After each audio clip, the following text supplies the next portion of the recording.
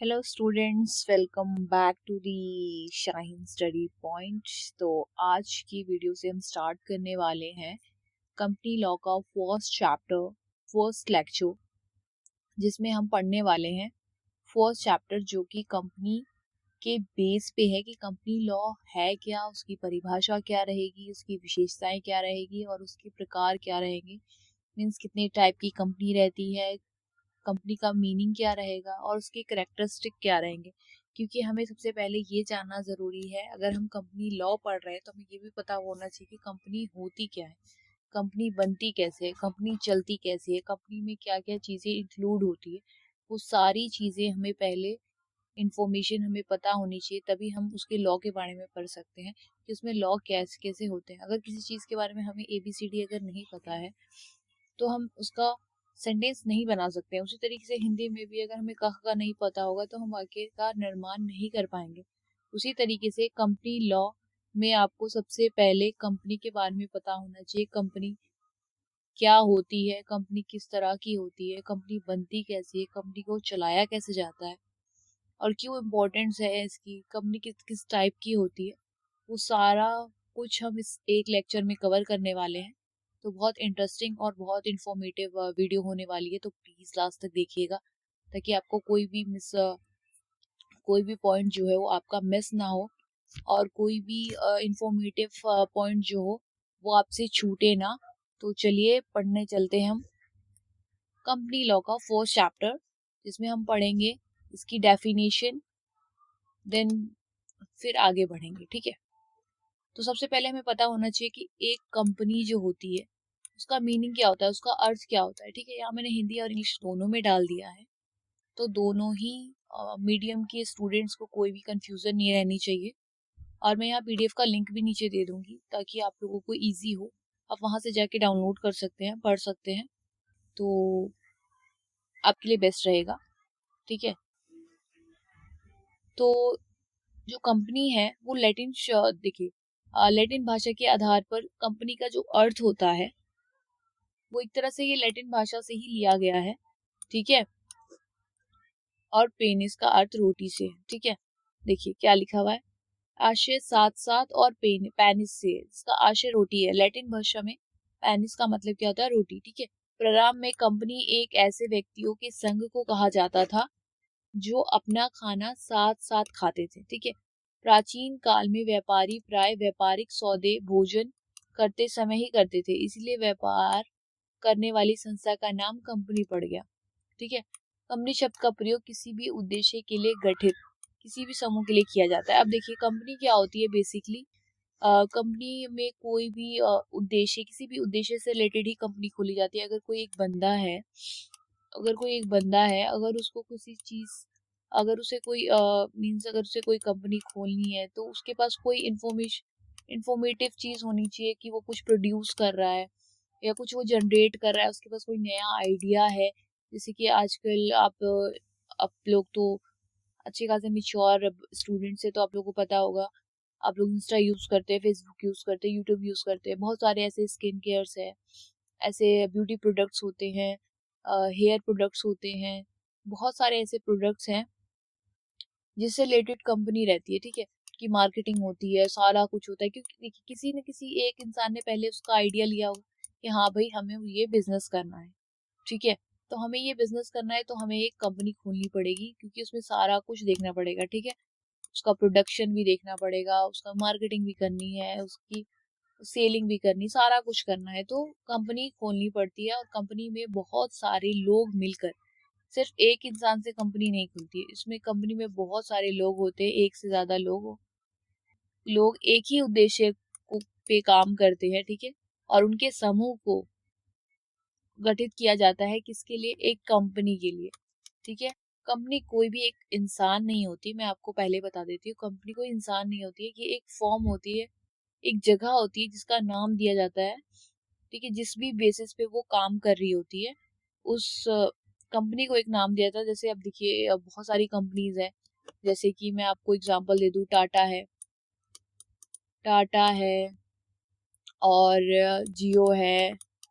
ठीक है, जियो है, आप लड़कियों को तो बहुत सारे प्रोडक्ट्स का बारे में प्रोडक्ट्स के बारे में पता होगा, हेयर केयर से रिलेटेड होते हैं, कुछ ऑटोमोबाइल से रिलेटेड होते हैं, कुछ हेयर ऑयल से, मतलब बहुत सारी कंपनियां हमारे इंडिया में रन कर रही है। इंडिया में क्या, पूरे वर्ल्ड वाइड में बहुत ही कंपनियां, जिस कुछ प्राइवेट कंपनीज होती हैं, कुछ गवर्नमेंट कंपनीज होती है, कुछ पार्टनरशिप में होती है। तो ये सारे शब्द वर्ड जो होंगे वो कुछ स्टूडेंट्स के लिए नए होंगे, और जो बच्चे ये आपको याद होगा, 12th क्लास में आपने पढ़ा होगा बिजनेस स्टडी में, ये वर्ड्स वर्ड्स और शब्द जो भी है ये आपने उन्हें सुन रखे होंगे कि कंपनी होती क्या है। ठीक है, आपने पढ़ा है, उसमें भी था, 12th में भी था ये कंपनी का एक सब्जेक्ट, मगर आपको एक ये अलग से दे दिया गया है कि कंपनी लॉ के बारे में आपको पढ़ना है। ठीक है, तो चलिए देखते हैं। अब आपको समझ में आ गया कि कंपनी कुछ लोगों के समूह को मतलब कुछ लोगों, मैं आपको एक लाइन में समझा देती हूँ कि जो कंपनी होती है वो एक संस्था होती है जिसमें कुछ लोगों का समूह या कुछ लोग मिलकर एक ही उद्देश्य को प्राप्त करने के लिए कार्य करते हैं। ठीक है, एक लाइन में एक, बस आपको क्लिक करने की भाई ये चीज है कि कंपनी क्या होती है। कंपनी में एक कुछ लोगों का समूह या कुछ लोगों के समूह समूह मिलकर एक ही उद्देश्य को प्राप्त करने के लिए कार्य करते हैं। ठीक है, तो ये आपका कंपनी हो गया। अब हम चलते हैं सेकंड चीज पे कि कंपनी की परिभाषा है। आपको बहुत लोगों ने अलग अलग परिभाषाएं दी, किसी ने कंपनी को कुछ कहा, किसी ने कंपनी को कुछ कहा। अब मैं आपके ही अगर क्लास में अगर 10 बच्चों को एक टॉपिक दे दूं तो कोई उस टॉपिक पे कोई अपनी राय देगा, कोई कुछ अपनी राय देगा, कोई कुछ अपनी राय देगा। तो उसी तरीके से बहुत सारे हमारे उस टाइम के एजुकेटेड लोग थे जिन्होंने अलग अलग तरीके से इसे डेफिनेशन दी है। तो हम देख लेते हैं कि कैसे कैसे डेफिनेशन हमें मिली है। तो देखिए, न्यायाधीश जेम्स के अनुसार कंपनी का आशय सामान्य उद्देश्य से संगठित व्यक्तियों के संघ से है। जैसे मैंने आपको भी बताया कि इसको अगर अपनी भाषा में अगर आप समझना चाहे तो इसका मतलब यही है कि व्यक्तियों का संघ, मतलब व्यक्तियों का ग्रुप, व्यक्तियों का समूह मिलकर एक ही उद्देश्य को प्राप्त करने के लिए जो काम करता है उसे कंपनी कहते हैं। ठीक है, फिर है प्रोफेसर हैने के अनुसार कंपनी राज नियम द्वारा निर्मित एक कृत्रिम व्यक्ति है। अब आप कृत्रिम कृत्रिम क्या होता है? कृत्रिम का मतलब होता है, देखिए इंग्लिश वाले बच्चों को भी नहीं समझ में आएगा और ये हिंदी वालों को भी नहीं आएगा क्योंकि ये एक नया वर्ड है। कृत्रिम कृत्रिम का मतलब होता है आर्टिफिशियल। अब आर्टिफिशियल तो सबको ही पता होगा, आजकल तो एआई है। एआई क्या है? आर्टिफिशियल है ना, आर्टिफिशियल इंटेलिजेंस है। इसका क्या मतलब है कि वो एक टेक्नोलॉजी मीन्स टेक्नोलॉजी पे बेस्ड है ना, मतलब कोई काम नहीं कर रहा है, वो एक ऐसा इंसान है जो हमारे लिए, हम उसे क्या करते हैं, हम उसे ऑर्डर देते हैं कि भाई तू इस तरीके, आजकल तो लोग वीडियो एआई से वीडियो ज्यादातर बना रहे हैं, हम उसे कमांड देते हैं, हमें उसे एक प्रॉम्प्ट देते हैं कि भाई ये प्रॉम्प्ट है, इसका वीडियो जनरेट कर दे, इससे फोटो जनरेट कर दे। अब वो जनरेट कर देता है, वो हमें दिख रहा है? नहीं दिख रहा है, नहीं दिख रहा है ना, हमारे पास एक ऐप है, बस हम उसके थ्रू उससे काम करवा रहे हैं। उसी तरीके से ये एक कृत्रिम व्यक्ति होता है जो सिर्फ एक मकान होता है जिसका नाम है कि भाई ये कंपनी है। अब जैसे मैं एक बात बताऊँ, ये गूगल गूगल की कंपनी है, तो गूगल कोई इंसान नहीं है ना, गूगल का एक कंपनी है, मतलब एक ब्रांड है, उसका फाउंडर है, मतलब जिसने आइडिया दिया था कि हाँ भाई गूगल होना चाहिए, तो उसका फाउंडर है, वो इंसान है, रियल इंसान।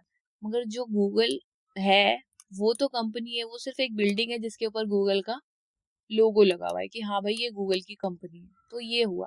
उसी तरीके जैसे मैं आपको एक समझा दूं एग्जांपल तौर कि जैसे मैंने आपको बताया कि एआई एआई का ऐप है, उस पे लिखा है एआई, ये कोई इंसान नहीं है ना, हमें पता है ये एआई है, मगर इसको चला तो कोई और रहा है ना।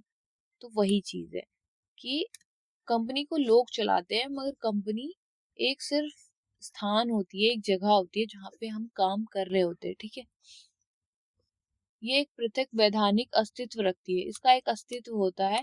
ठीक है, अस्तित्व मतलब ये अलग ही होती है, इसकी प्रॉपर्टी अलग होती है, ये दूसरे पे केस कर सकता है, इसकी लाइबिलिटीज अलग होती है, इसमें कंपनी में कुछ लोग आए ना आए उससे इन्हें कोई मतलब नहीं रहता है। ठीक है, तो इनकी अलग ही से एक वो होती है, इनकी सार मुद्रा होती है। अब सार मुद्रा का मतलब होता है कॉमन सील। कॉमन सील का मतलब आपने बहुत सारे ऑफिसेज में देखा होगा, कंपनी में देखा होगा, आपने कॉलेजेस में भी देखा होगा, और कहाँ होती है सील, और बैंक्स में देखा होगा, वो एक स्टैंप लगाते हैं, उनके पास एक सील होती है ऐसे करके, सील होगी जिसपे उनका कंपनी का नाम लिखा रहता है, वैसे करके स्टैंप मार देते हैं। स्टैंप ही बोलते होंगे शायद आप लोग। अगर अगर आप लोगों को कुछ भी डाउट हो तो प्लीज कमेंट सेक्शन में कमेंट डाल दीजिएगा, ताकि मैं आप लोगों का क्लियर कर दूं कि क्या है ये। वैसे शार मुद्रा सील कहा जाता है जो कंपनी की होती है, क्योंकि कंपनी मैंने आपको बताया एक रियल तो है नहीं, ये एक सिर्फ बिल्डिंग है। इसके नाम का स्टैम्प इसके लोग लगाते हैं जो इस पे काम कर रहे होते हैं, ठीक है। तो गूगल का भी स्टैम्प होगा, तो गूगल का स्टैम्प गूगल साइन तो कर नहीं सकता किसी डॉक्यूमेंट पे, तो वो क्या करते हैं, वो एक सील बनवाते हैं जिसपे नाम लिखा होता है गूगल। अब वो उसपे से किसी पेपर पे मार देते हैं स्टैम्प कि हाँ भाई कंपनी के थ्रू ये ऑथराइज्ड है। तो ऐसा होता है उनके यहाँ, ठीक है, ऐसा होता है कंपनी में, ठीक है। फिर कंपनी अधिनियम 2013 के अनुसार कंपनी की परिभाषा क्या हुई? कंपनी की परिभाषा ये है कि जिसका निगमन इस अधिनियम या किसी पूर्व कंपनी अधिनियम से अंतर्गत हुआ, ठीक है। तो कुछ ज्यादा बड़ी चीज नहीं है कंपनी। मैं आपको अगर थोड़ा थोड़ा सा बताऊं, ठीक है, फिर मैं बताती हूँ कि कंपनी, मैं आपको एक मोटा मोटा आपको एक ये बता देती हूँ कि कंपनी जो होती है वो कुछ व्यक्तियों का समूह द्वारा चलाई जाती है जो किसी एक उद्देश्य को प्राप्त करने के लिए काम करते हैं, ठीक है। वो एक कृत्रिम व्यक्ति होती है, आर्टिफिशियल ह्यूमन होता है, उसका खुद का कोई पहचान नहीं होता है, उसकी एक अस्तित्व जो होती है वो अलग रहती है, ठीक है। और उसकी सार मुद्रा मतलब कॉमन सील जो होती है उसकी खुद की होती है, ठीक है, वो किसी के बेस पे नहीं होता। तो ये चीजें अगर आपको कुछ भी कंफ्यूजन हो तो प्लीज प्लीज प्लीज नीचे कमेंट सेक्शन में डाल दीजिएगा। और मैं आपको एक और चीज बता दे रही हूँ, अगर ये वीडियो आपको अच्छी लग रही हो तो प्लीज लाइक कर दीजिएगा, और अपना कमेंट भी कीजिएगा कि आपको और किस किस सब्जेक्ट की वीडियोस चाहिए, ताकि हम उस पर वीडियोस बना सके। और कौन कौन से सब्जेक्ट आपके पास हैं वो भी प्लीज लिख दीजिएगा और अपने फ्रेंड्स के साथ शेयर कर दीजिएगा, ठीक है। तो चलते हैं आगे, आगे क्या है इसके देखते हैं। इसके आगे यही है, कंपनी का अर्थ आपको एक लाइन में मैंने बता दिया है। कंपनी एक वैधानिक व्यक्ति है। वैधानिक का मतलब ये है कि वो, वैधानिक का मतलब होता है कि राज नियम द्वारा परिवर्तित है। राज नियम का मतलब मैं आपको बता देती हूँ, जैसे कि वो सर्टिफाइड है, मतलब हर लॉ है उसमें, ठीक है, मतलब वो इलीगल नहीं है, वो लीगल है। जिसका निर्माण पंजीयन कंपनी अधिनियम के अंतर्गत किसी विशेष उद्देश्य से, देखो मैंने बताया ना आपको कि ये कोर्ट के थ्रू या कहीं से भी सर्टिफाइड होती है, ये रजिस्टर्ड होती है वहां पे। पंजीयन मतलब होता है रजिस्टर्ड होती है कि भाई हम इस उद्देश्य के लिए ये कंपनी खोल रहे हैं, तो ये वहां जाके अपनी कंपनी को रजिस्टर्ड करा देते हैं, जो भी ये नाम रखते हैं उस नाम से, ठीक है। जिसका दायित्व साधारणतः सीमित और अस्तित्व उसके सदस्यों से अलग होता है, मतलब इसका दायित्व सीमित होता है, इसकी कोई लाइबिलिटी नहीं होती है, ये एक सीमित लाइबिलिटी तक होता है, ठीक है। फिर है उसके सदस्यों से अलग होती है, मीन्स कि अगर इसमें एक पर्सन आ रहा है, ये दूसरा जा रहा है, तीसरा आ रहा है, इससे कोई मतलब होती है। कंपनी वैसी की वैसी चल रही है, आपको भी पता है, आप में से बहुत सारे स्टूडेंट्स काम कर रहे होंगे। तो कुछ कंपनीज में जो इंटरव्यूज इंटरव्यू लिए जाते हैं, तो कुछ लोग आते हैं, तो कुछ लोग रिजेक्ट होते हैं, कुछ लोग चले जाते हैं कंपनी छोड़ के। तो कंपनी को उससे कोई फर्क नहीं पड़ता, कंपनी वैसी ही की वैसी चल रही होती है, ठीक है।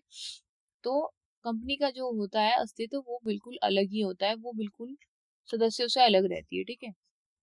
इसकी एक सामान्य मुद्रा हो सकती है। आपको अगर एक लाइन में याद करना होगा तो आप इस तरीके से याद कर सकते हैं, ठीक है। मैंने इसीलिए इसको एक लाइन में लिख दिया है ताकि आपको कंफ्यूजन ना हो।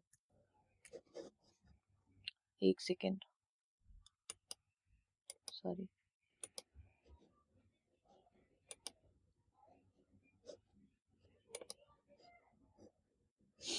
ठीक है।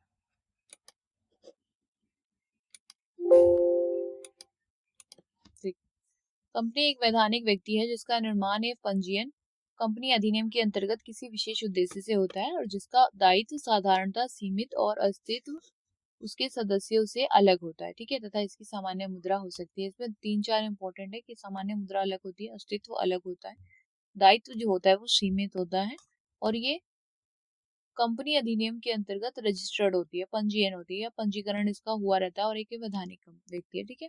इस तरह आप लिख सकते हैं। अब हम चलते हैं इसकी विशेषता पे, सॉरी। इसकी विशेषता पे चलते हैं कि इसकी विशेषताएं क्या है। जैसे मैंने आपको पहले ही बता दिया कि विधान द्वारा निर्मित कृत्रिम व्यक्ति है। क्या है ये? कृत्रिम व्यक्ति या आर्टिफिशियल पर्सन है। इसको मैंने आपको बताया है एआई का एग्जांपल लेके। ये पता नहीं लगती मगर ये एक स्थान है, सॉरी, ये एक स्थान है जहाँ पे लोग आके काम करते हैं इसके ही लिए। ठीक है, जैसे एआई से आप कुछ भी काम करवा सकते हैं प्रॉम्प्ट देके, उस तरीके से ये एक स्थान है कि हाँ भाई ये गूगल की कंपनी है, यहाँ लोग आके काम करते हैं। तो ये आते हैं लोग और ये कृत्रिम व्यक्ति है। ये रियल में कोई व्यक्ति नहीं है मगर एक ये व्यक्ति है ना कि हाँ भाई हम इस कंपनी में काम करते हैं। ऐसे लोग बोलते हैं ना हम यहाँ काम करते हैं, हम वहाँ काम करते हैं, तो कंपनी का नाम ही बताते हैं ना, तो उस तरीके से। पृथक वैधानिक अस्तित्व, इसकी एक सेपरेट लीगल एंटिटी होती है जो इनके पार्टनर्स या इसमें जो काम कर रहे होते हैं उससे अलग होती है। इन उससे उन दो सबका कोई लेना देना नहीं होता है। ठीक है। शाश्वत उत्तराधिकार, ठीक है, इसमें उत्तराधिकार कोई यही नहीं है। जैसे अब पहले के हुआ करते थे, मैं अब आपको एग्जांपल देती हूँ।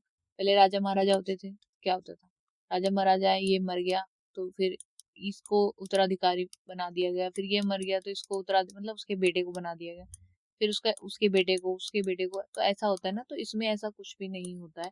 इसमें कोई उधर, क्योंकि कंपनी कभी मरती नहीं है। मैंने आपको बताया कि ये कृत्रिम व्यक्ति है तो ये मर ही नहीं सकती। कोई असलियत का तो इंसान है नहीं कि वो मर जाएगा तो किसी और के नाम कंपनी हो जाएगी, तो ऐसा नहीं होता है। ठीक है। सामान्य मुद्रा कॉमन सील होती है, उनके स्टैंप्स होते हैं खुद के नाम से, कंपनी के नाम से। ठीक है। फिर कार्य क्षेत्र की सीमाएं, तो इनकी सीमाएं जो होती है वो कार्य क्षेत्र की लिमिटेड होती है। लिमिटेशन ऑफ एक्शन, तो आपके कुछ चैप्टर्स हैं आगे जिसमें आप पढ़ोगे। एमओएम है, ठीक है, memorandum of association, sorry MOA है, और एओए है, एसोसिएशन ऑफ,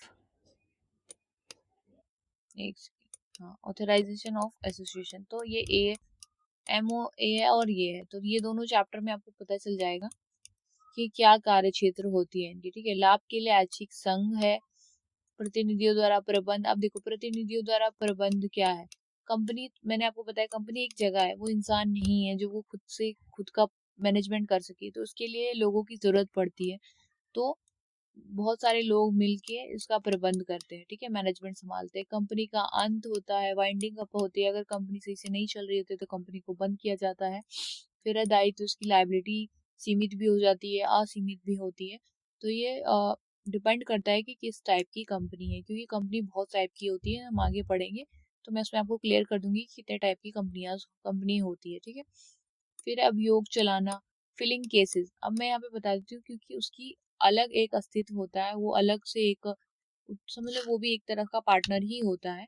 तो वो अपने नाम से किसी भी कंपनी पे केस फाइल कर सकता है। आप कंपनी के नाम से कहीं भी अगर कंपनी के रिगार्डिंग, मतलब अगर किसी इंसान ने, क्योंकि कोई इंसान इसमें काम कर रहा है तो कंपनी के लिए कर रहा है, तो कुछ भी फ्रॉड हो रहा है, कुछ भी हो रहा है, तो वो कंपनी अपने नाम से, क्योंकि अब वो खुद तो करेगी नहीं क्योंकि वो इंसान तो है नहीं, तो उसके प्रतिनिधि, मतलब उसके जो मैनेजर्स होंगे, उसके जो बोर्ड ऑफ डायरेक्टर्स होंगे, जो सीईओ होंगे, जो भी उस कंपनी को चला रहे होंगे, वो उस कंपनी के थ्रू केस फाइल कर सकते हैं। ठीक है। फिर है नागरिक नहीं, अब ये है लास्ट वाला, नागरिक नहीं। तो जो कंपनी होती है वो कोई नागरिक नहीं होती। मैंने आपको फर्स्ट पॉइंट से अभी तक समझा रही हूँ कि कंपनी कोई इंसान नहीं होती, कंपनी सिर्फ एक जगह होती है जिसके लिए लोग काम करते हैं। ठीक है। तो नागरिक नहीं है वो, ठीक है, नागरिक नहीं है, तो नागरिक नहीं है तो सिटीजन नहीं होती है, वो एक जगह पे रहती है, तो वो रेसिडेंशियल होती है कि हाँ भाई ये रेसिडेंटल है, रेसिडेंटल एरिया है ये कंपनी, बट वो कोई सिटीजन नहीं होती है। वो इंसान तो है नहीं जो उसको सिटीजनशिप मिल जाएगी। ठीक है। तो इसी तरीके से वो कोई सिटीजनशिप नहीं होती, तो इसकी कैरेक्टरिस्टिक ऐसे ही हैं। कुछ तो आपको मीनिंग में मिल जाएंगे, कुछ ऐसे हैं जो बहुत मुश्किल नहीं है, आसान से है, आप बिल्कुल याद कर सकते हो एक ही बार में, कोई बड़ी मुश्किल बात नहीं है। तो अब चलते हैं हम उसके टाइप्स पे कि कितने टाइप्स की कंपनियां होती हैं। ठीक है, अरे सॉरी, हाँ, कितने टाइप की कंपनियां होती है। तो पहले है एक व्यक्ति कंपनी। अब एक व्यक्ति कंपनी से आपको क्या समझ में आ रहा है कि एक इंसान वाली कंपनी, मतलब जिसमें एक ही का इंसान काम कर रहा है ना। तो बिल्कुल करेक्ट हो। कंपनी अधिनियम 2013 द्वारा प्राइवेट कंपनी की एक नई श्रेणी शुरू की गई है जिसे एक व्यक्ति कंपनी देखो यहाँ लिखा हुआ है, जिसे एक व्यक्ति कंपनी कहा जाता है। अब कोई एक व्यक्ति भी अपनी कंपनी को समावेशन करवा सकता है। अब देखो, बाय चांस, वैसे रेयर ही होता है ऐसा, वैसे बहुत मुश्किल से, ज्यादातर तो 2 या 3 लोग ही मिलके कंपनी चालू करते हैं। मगर किसी सिचुएशन में अगर कोई है नहीं और किसी को आइडिया मिला है और उसके साथ कोई है नहीं इंसान खड़ा, तो उसके पास अगर कोई आइडिया है और वो उस कंपनी को शुरू करना चाहता है, तो वो उस आइडिया को लेके जाके रजिस्टर, कंपनी एक ओपन जगह लेके उस कंपनी का नाम सोच कर रजिस्टर्ड, उस कंपनी के नाम से रजिस्टर्ड करवा सकता है और एक व्यक्ति कंपनी में वो कंपनी को इंक्लूड कर दिया जाएगा। ठीक है, वो रजिस्टर्ड करवा सकता है। कंपनी का समावेशन मतलब वही है कि वो जाके उसको रजिस्टर्ड करवा सकता है। एक कंपनी भी करवा सकती है, एक व्यक्ति द्वारा भी कंपनी शुरू हो सकती है। वह है देखो निजी कंपनी। निजी मतलब private company, private limited company. ज्यादातर में आपने देखा होगा ऐसे लिखा आता है प्राइवेट लिमिटेड। निजी कंपनी होती है, गवर्नमेंट कंपनी नहीं होती है। ठीक है, तो इसका मतलब क्या है, कंपनी अधिनियम 2013 के अनुसार प्राइवेट कंपनी ऐसी कंपनी से है जो एक व्यक्ति कंपनी की दशा के सिवाय अपने सदस्यों की संख्या को न्यूनतम 2 और अधिकतम 200 तक सीमित 200 तक सीमित करती है। ठीक है, तो मैं अब यहाँ पे आपको क्लियर हो गया कि एक अगर न्यूनतम 2 मतलब 2, अगर एक है तो वो एक व्यक्ति कंपनी में आ जाएगा। अगर वो 2 है, न्यूनतम 2 होने चाहिए, उससे कम हुआ तो वो एक व्यक्ति में, और 2 एक से ज्यादा है तो निजी कंपनी, और अधिकतम वो 200 ही रख सकता है। नहीं तो वो फिर एमएनसी कंपनीज में आ जाता है, ज्यादा बड़ी कंपनी में आ जाता है। तो निजी कंपनी छोटी कंपनियां होती है। जो छोटी छोटी कंपनियां, ऑफिस आपने देखे होंगे, जो बच्चे जॉब कर रहे होंगे या जो स्टूडेंट जॉब कर रहे होंगे, उन्हें पता होगा प्राइवेट लिमिटेड कंपनीज में जो जॉब करते हैं, उन्हें अच्छे से ये नॉलेज होगी कि छोटे छोटे ऑफिस होते हैं जो प्राइवेट लिमिटेड से अपनी कंपनी को रजिस्टर्ड करवाते हैं। उसमें या तो 2 लोग होते हैं या 5 लोग होते हैं, या कॉल सेंटर्स होते हैं ना, कॉल सेंटर्स ज्यादा ही होते हैं, उसमें 100 150 लोग काम कर रहे होते हैं, तो 200 से ज्यादा नहीं होते उसमें। और फिर है अपने अंशों के अंतरण के अधिकार को प्रतिबंधित करते हैं। ठीक है, क्या है सेकंड पॉइंट, कि वो अपने अंशों के अंतरण के अधिकार को प्रतिबंधित करते हैं। मतलब वो अंश जो है उसके अधिकार को वो उस पर प्रतिबंध लगा देते हैं, वो ज्यादा किसी को वो नहीं करते हैं। ठीक है, बांटते नहीं है। फिर अंशों के क्रय के लिए जनता को आमंत्रित नहीं करती है। निजी प्राइवेट कंपनियां जो है वो अपने अंशों को क्या करती है, वो प्रतिबंध लगा देती कि भाई हम ट्रांसफर नहीं करेंगे। ठीक है, देखो यहाँ लिखा हुआ है अंश आर्टिकल ऑफ एसोसिएशन, जो आप अभी आगे पढ़ेंगे, मैंने अभी आपको बताया MOA है, मेमोरेंडम ऑफ एसोसिएशन। क्या है, मेमोरेंडम ऑफ एसोसिएशन की लिमिटेशन होती है कंपनीज की, कि कितने कितने कितनी कार्य क्षेत्र में वो अपने काम कर सकते हैं। और एक है association of sorry article of association है। ठीक है, और मेमोरेंडम ऑफ एसोसिएशन है। तो इसके अंतर्गत वो ये निजी कंपनियां अपनी शेयर्स को जनता को नहीं बेच सकती पैसों के लिए। ठीक है, वो जितना उनके पास पैसा है वो वही लगाएंगी, या तो फिर पार्टनर्स बढ़ाए या फिर लोन ले। वो अपने शेयर्स इस तरीके से नहीं बेच सकती है, उनपे ये रिस्ट्रिक्शन है। ठीक है, तो ये रिस्ट्रिक्शन होने के वजह से वो नहीं कर सकती है। ठीक है, तो ये हो गया। अब मैं आपको बता देती हूँ, देखो ये हो गया। हाँ ये ठीक है, 3 पॉइंट्स है निजी कंपनी। आप यहाँ से मैंने ये थोड़ा ही सा लिया है ताकि आप भी बोर ना हो और मुझे भी ज्यादा परेशानी ना हो, क्योंकि मैं ज्यादा आपको पढ़ाऊंगी तो आप ज्यादा कंफ्यूज हो जाओगे। इसलिए मैंने थोड़ा थोड़ा लिया है ताकि आपको बस वो पॉइंट समझ में आ जाए कि इसमें क्या है, कि आप बना कर लिख सकते हैं। ठीक है, कि क्या चीज होती है निजी कंपनी। फिर है हमारे पास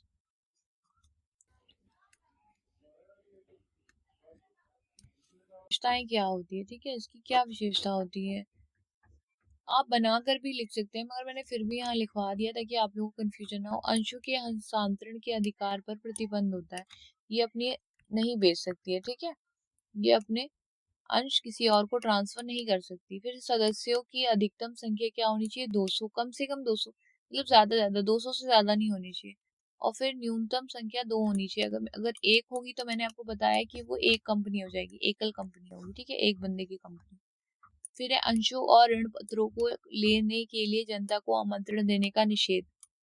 वो नहीं निमंत्रण दे सकती है अपने अंशों पर, क्योंकि उन्होंने पहली से आर्टिकल ऑफ एसोसिएशन ने इन पर प्रतिबंध लगा दिया होता है कि आप नहीं ट्रांसफर कर सकते हैं पैसों के लिए। जनता से जमा राशियां लेने पे प्रतिबंध, वही चीज है, ठीक है, इस ऊपर बताया जमा राशियां वो नहीं ले सकती है। पार्षद अंतर्नियम में उल्लेखित होना, वो जो है मेमोरेंडम ऑफ एसोसिएशन जो है उस इसमें ये उल्लेखित रहता है, ठीक है, ये इसके थ्रू काम कर रहा होता है। फिर है सार्वजनिक कंपनी। अब पब्लिक कंपनी, अब देखो वो निजी कंपनी थी तो प्राइवेट थी, ये पब्लिक कंपनी है तो पब्लिक की कंपनी है, ठीक है, तो इसमें हम हस्तांतरित कर सकते हैं। ये इससे भी आप समझ सकते हैं कि वो निजी थी इसलिए हम नहीं कर सकते। अब देखो निजी जो जो चीजें प्राइवेट होती है हम सबसे वो चीजें शेयर नहीं करते हैं ना। आप एक एग्जांपल के थ्रू मैं आपको समझा रही हूँ, जैसे कि अगर आपकी आपकी लाइफ ही है, अगर कुछ प्राइवेट चीजें होती है, कुछ ऐसी बातें होती हैं, कुछ ऐसी रिलेशन होते हैं जो लोग दूसरों से छिपाते हैं, क्यों? क्योंकि वो हमारी प्राइवेट लाइफ से जुड़े होते हैं। और जो पब्लिकली होते हैं वो तो सबको पता होता है ना, हम शेयर कर सकते हैं। तो इसी तरीके से जो पब्लिक कंपनी होती है, सॉरी, जो पब्लिक कंपनी होती है, ठीक है, वो मतलब उन्हें सार्वजनिक कंपनी कहा जाता है। वो निजी कंपनी नहीं होती है जिसमें कम से कम 7 सदस्य होते हैं। ये ध्यान रखिएगा, इसमें कितने सदस्य होते हैं? 7। इसमें कितने होते हैं? 2। 7 सदस्य होते हैं और अधिकतम संख्या सीमा उल्लेख नहीं है, आप कितने भी इसमें रख सकते हैं, इसमें कोई लिमिटेशन नहीं है, नो लिमिटेशन ऑफ कितना भी आप कितने भी लोगों को जोड़ सकते हैं इसमें, ठीक है। अंश जनता को हस्तांतरित करती है और ये जनता को भी अंशों को लेने के लिए आमंत्रित करती है। मतलब इसमें ये लोग क्या कर सकते हैं, अपने शेयर अलॉट कर सकते हैं लोगों को और उनसे पैसे ले सकते हैं, मतलब अपने शेयर बेच सकते हैं और उस पर अपने पैसे उठा सकते हैं, ठीक है, क्योंकि ये पब्लिकली है भाई, हमें तो हम तो सबसे शेयर कर सकते हैं, ठीक है, प्राइवेट तो है नहीं। फिर है सदस्यों के अस्तित्व दायित्व के आधार पर, ठीक है, क्या है? सदस्यों के दायित्व के आधार पर, सॉरी, हाँ, सदस्यों के दायित्व के आधार पर, तो ये हो गया आपका, एक सेकेंड, सॉरी,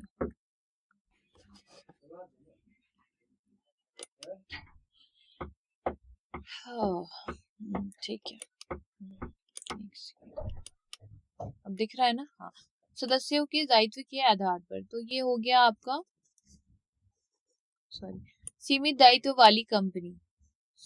अब देखो इसमें निजी कंपनी आपने समझ लिया, एकल कंपनी समझ ली, सार्वजनिक कंपनी भी समझ ली। अब समझेंगे हम सदस्यों के दायित्व के आधार पर जो कंपनियां होती हैं, ठीक है, वो क्या होती है? सीमित दायित्व वाली कंपनी होती है, मतलब लिमिटेड लायबिलिटी कंपनी, मतलब LLPs होती है वैसे तो वो, मतलब सॉरी पार्टनरशिप होता है, LLC होती है, कंपनी होती है, ठीक है, नॉट पार्टनरशिप होती है, ये LLP होती है।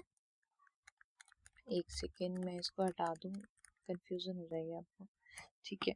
तो सीमित दायित्व वाली कंपनी में क्या होता है? अंशों द्वारा सीमित दायित्व कंपनी, मतलब किस किस टाइप की कंपनी होती है मैं आपको वो बता रही हूँ, ठीक है।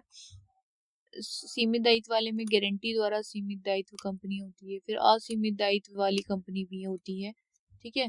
तो दो तीन तरह की होती है, एक तो लिमिटेड लायबिलिटी कंपनी होती है, सॉरी,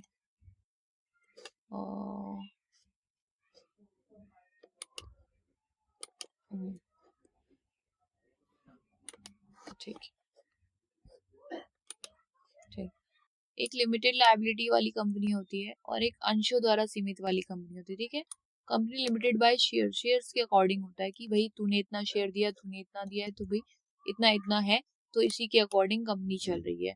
फिर एक गारंटी द्वारा सीमित दायित्व वाली कंपनी, इसमें गारंटी भी दी जाती है भाई कि मेरा ये सामान है, इतनी की गारंटी है, इस तरीके से। असीमित दायित्व वाली कंपनी में क्या होता है कि भाई कोई भी सीमा नहीं होती है, जो भी लायबिलिटी होगी वो सब में शेयर होगी और सबको देना ही पड़ेगा, इस तरीके से होता है, ठीक है। तो इस तरीके से भी कंपनीज होती हैं। फिर है अंशोधर। अब देखो मैं एक एक करके सारा बता रही हूँ कि अंशोधर जो सीमित दायित्व वाली कंपनी होती है वो कैसी होती है। एक कंपनी जिसके सदस्यों की देनदारी सीमा नियम द्वारा सीमित राशि यदि कोई हो, उनके द्वारा धारित अंशों पर ना चुकाई गई राशि तक है, वो शेयरों द्वारा सीमित कंपनी कहा जाता है। समझ नहीं आया? नहीं आया ना? इसका मतलब ये है, अंशों द्वारा सीमित दायित्व कंपनी मतलब उसके उनके जितने अंश होंगे ना कंपनी में, मतलब जितने भी शेयर्स उन्होंने खरीदे होंगे, उसी के अकॉर्डिंग, उसी पैसों के अकॉर्डिंग उनकी दायित्व होंगे उस कंपनी में, उतनी ही लिमिटेशन होगी, उससे ज्यादा वो उसकी देयता नहीं उठा सकते। ओके, ये चीज होती है। इसमें थोड़ा सा पूरा मैंने लिखा इस तरीके से, इसलिए आपको समझ नहीं आया ना, मैं आपको अपने वर्डिंग में समझा दिया है कि अंशों द्वारा मतलब जितना उनका अंश होगा, जितने अंशों के पैसे होंगे, जो भी रकम उन्होंने दी होगी, उतनी ही पैसे तक उनकी दायित्व होती है, उससे ज्यादा नहीं होती। ठीक है, फिर है गारंटी द्वारा, सॉरी भाग गए।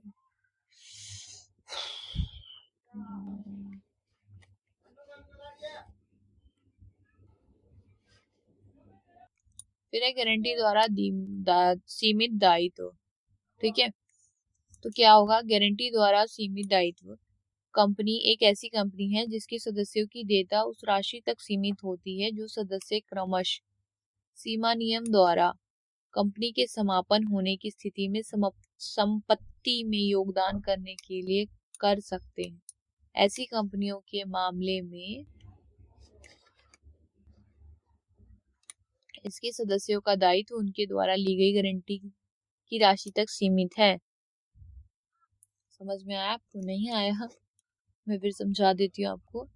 इसमें लिखा है कि गारंटी द्वारा सीमित कंपनी एक ऐसी कंपनी होती है जिसके सदस्यों की देयता उस राशि तक सीमित होती है जो सदस्य सीमा नियम द्वारा कंपनी के समापन होने की स्थिति में संपत्ति में योगदान करने के लिए कर सकते हैं। ऐसी कंपनियों के मामले में इसका मतलब ये है कि इन्होंने गारंटी ले रखी है भाई कि मैं इतने ही, मतलब जब जब उनका वो हुआ था, जब रजिस्टर्ड हुआ था कंपनी, तभी इन्होंने कहा हुआ था कि भाई हमने ये गारंटी ली है कि भाई इतनी गारंटी, मतलब मैंने 50,000 की गारंटी ली है, मैं इतने ही तक की दायित्व उठा सकता हूँ, इससे ज्यादा मैं नहीं उठाऊंगा। अगर ज्यादा लॉसेस हुए तो आप लोग समझो। अब जिन्होंने ऐसी कंपनी खोल रखी होगी तो जिन का होगा, जितनी जितनी गारंटी ले रखी होगी उतनी गारंटी के हिसाब से वो पैसे पे करेंगे और चले जाएंगे। ठीक है, इस तरीके से होता है। फिर असीमित दायित्व वाली कंपनी, जिस कंपनी के सदस्यों के दायित्व की कोई सीमा नहीं होती है, उसे असीमित कंपनी कहते हैं। यहाँ सदस्य कंपनी में अपने संबंधित हितों के अनुपात में कंपनी के ऋणों के लिए उत्तरदायी है और उनकी देयता असीमित है।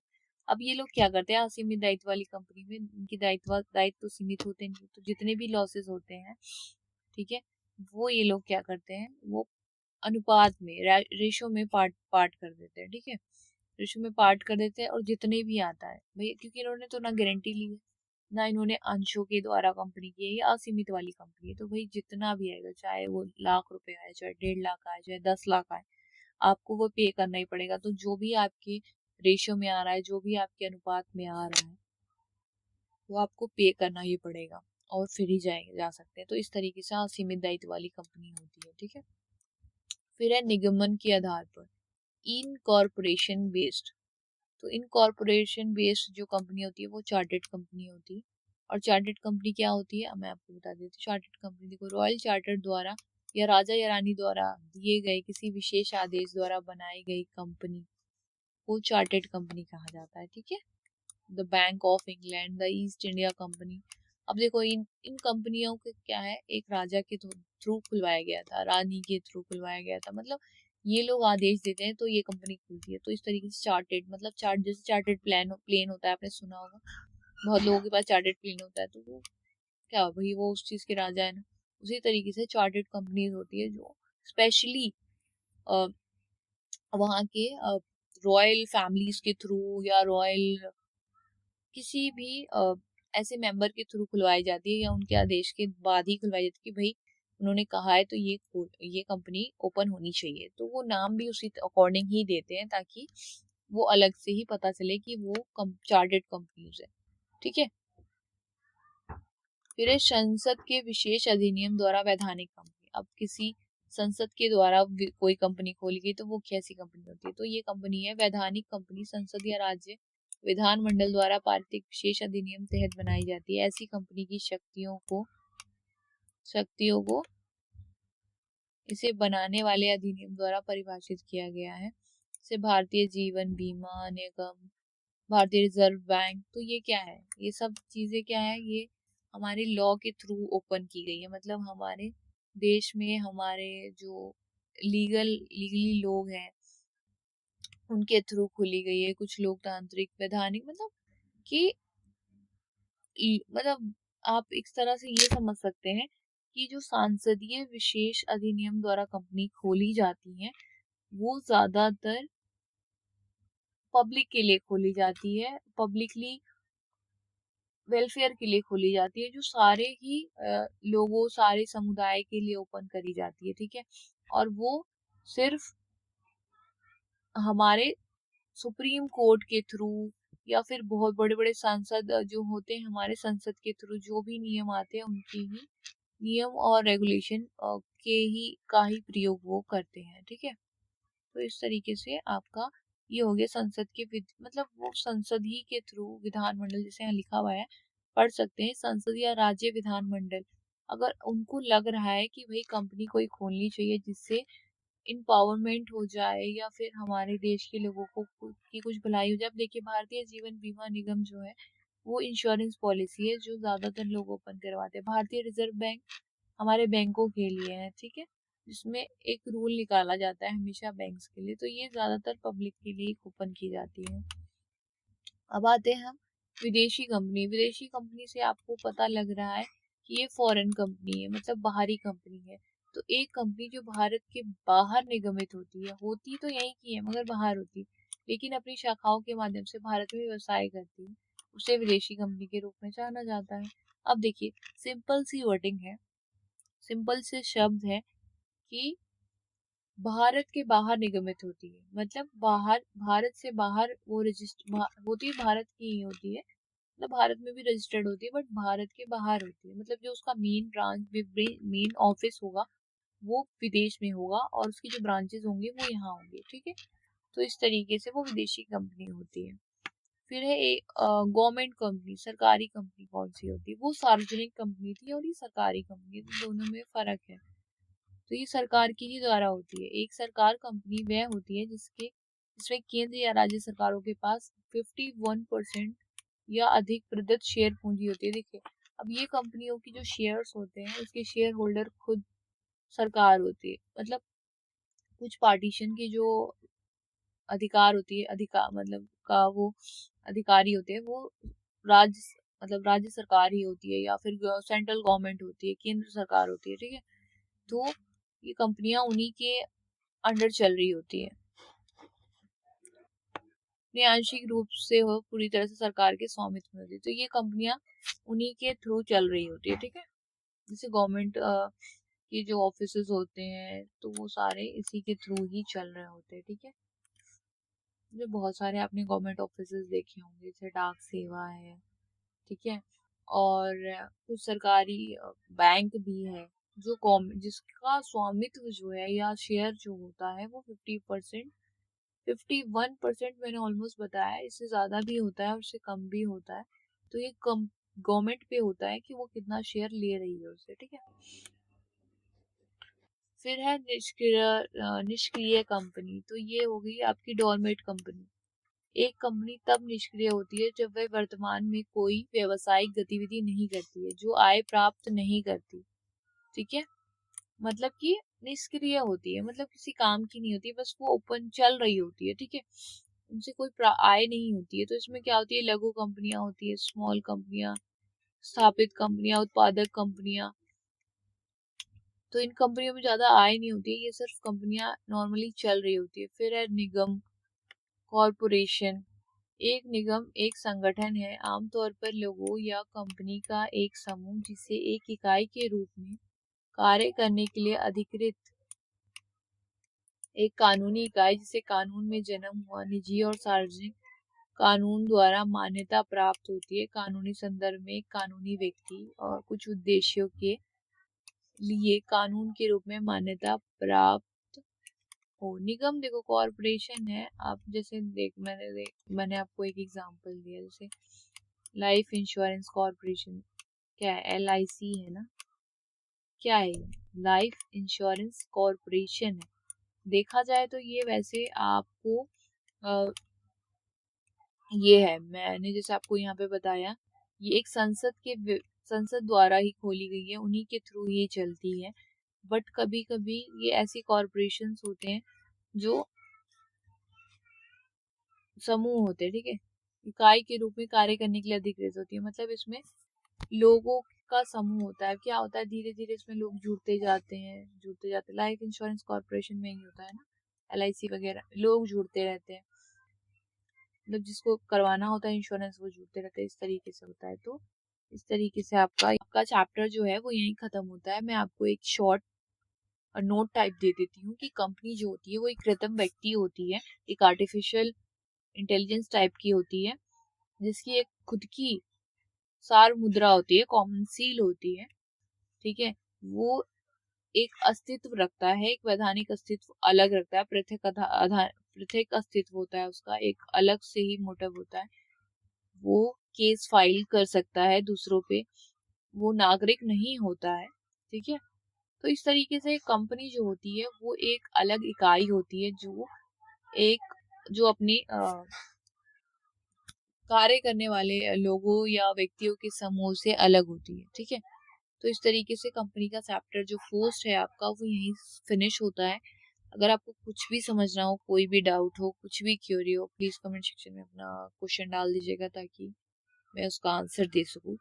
और आगे की वीडियोस ना मिस हो आपकी से तो प्लीज वीडियो को सब्सक्राइब कर लीजिएगा, चैनल को सब्सक्राइब करके बेल आइकन जरूर दबा दीजिएगा, अपने फ्रेंड्स के साथ भी शेयर कर दीजिएगा। और इस चैनल पे बने रहिएगा क्योंकि मैंने सीरीज शुरू कर दी है। तो इस मतलब हर रोज वीडियो पोस्ट होती रहेगी, तो आपका पूरा का पूरा सिलेबस भी मैं कवर अप करा दूंगी। और जब आपका सिलेबस कवर अप हो जाएगा तो मैं आपको एक बोनस वीडियो दूंगी जो अभी सरप्राइज है, जिससे आपका पूरा का पूरा ये जो बुक रहेगी कंपनी लॉ की, वो आप एक ही टाइम में पढ़ सकते हैं। बाकी ये वीडियोस आप देखते रहे ताकि आपको डिटेल में भी समझ में आते रहे सारी चीजें, आपको कोई कंफ्यूजन ना हो लास्ट मोमेंट पे, क्योंकि बहुत सारे स्टूडेंट्स क्या करते हैं कि पूरी से जुड़े रहिएगा। और थैंक्स फॉर वॉचिंग।